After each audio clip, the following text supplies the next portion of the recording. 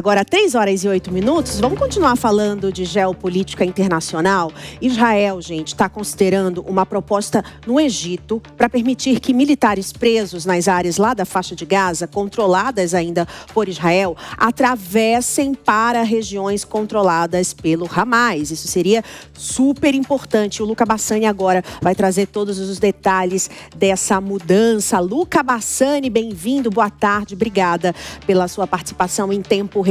O que isso significa? Muda um pouco a estratégia? É uma questão ainda nebulosa, Márcia. Boa tarde a você, a todos que nos acompanham. Realmente é um caso que tem sido muito difícil para o premier Benjamin Netanyahu avaliar por conta de uma pressão política interna. Como nós sabemos, quando este cessar-fogo foi assinado, foi delimitado no mapa, dois perímetros. Um que ficaria ainda sob o controle de Israel, a famosa linha amarela, e outro que ficaria ainda sob o controle do Hamas até a sua desmilitarização ou até mesmo o abandono dessas práticas terroristas deste grupo a posteriori. Todavia, há muitos desses terroristas do Hamas que ainda estão em território que é ocupado por Israel. Então, o Egito enviou uma proposta a Tel Aviv para que haja uma passagem livre destes terroristas do território onde estão agora para o território controlado pelo Hamas.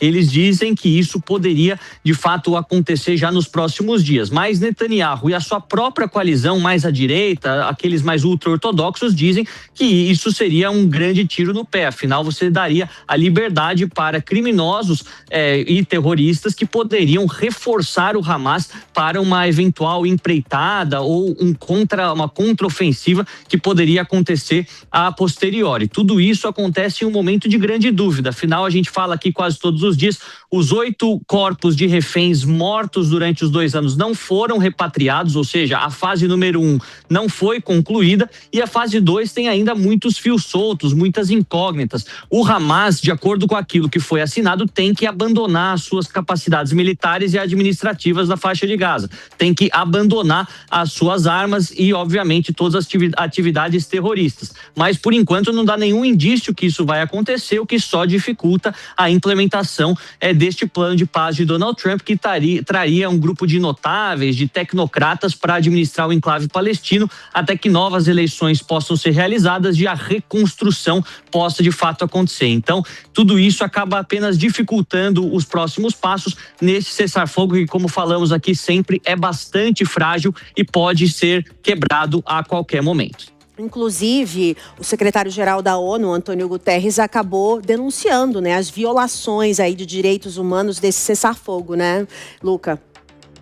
Exato, Antônio Guterres se mostrou muito preocupado. Ele disse que está profundamente preocupado com as quebras parciais, pontuais deste cessar-fogo, seja de um lado, seja do outro. Afinal, terroristas do Hamas assassinaram militares israelenses em pontos fronteiriços, tanto na linha amarela como na fronteira com Rafah, e Israel revidou com bombardeios que também matou dezenas de palestinos durante as últimas semanas. Então ele pede para que ambos os beligerantes, ambas as partes, cumpram com aquilo que foi assinado no Egito e para que essa guerra possa ter uma finalização definitiva, ou seja, que a paz possa ser duradoura. Apesar deste ato simbólico, nós sabemos que muito daquilo que a ONU diz acaba não surtindo efeito e no final são os mediadores, os principais garantidores dessa paz. Seja os Estados Unidos de um lado, sejam os países árabes do outro e principalmente também a Turquia, que tem representado o Hamas em muitas dessas negociações.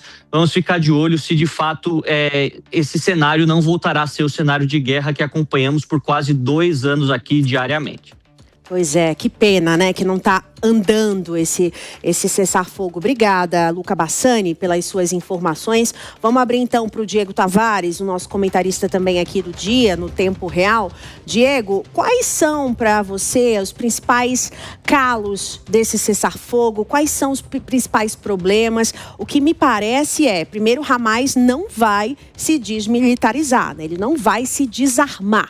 E isso era um ponto muito importante para que o cessar-fogo fosse colocado em prática mesmo e fosse duradouro, Exatamente, Márcia. A gente não pode esquecer que de um dos lados dessa conflituosa relação nós temos um grupo terrorista. Nós não podemos tratar o grupo terrorista com a confiabilidade que nós tratamos um país.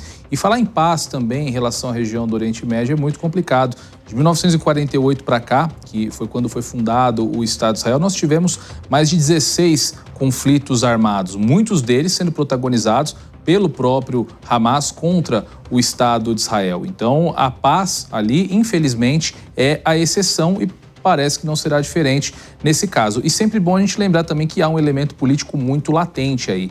Netanyahu manteve seu governo até então justamente em razão da permanência desse conflito. Assim que esse conflito for pacificado, o governo de Netanyahu será submetido a um duro escrutínio pelos próprios israelenses. Então, de certa forma, interessa a Benjamin Netanyahu a manutenção desse conflito. Bem por isso, talvez nós tenhamos encontrado alguns problemas, alguns entraves com a manutenção do cessar-fogo.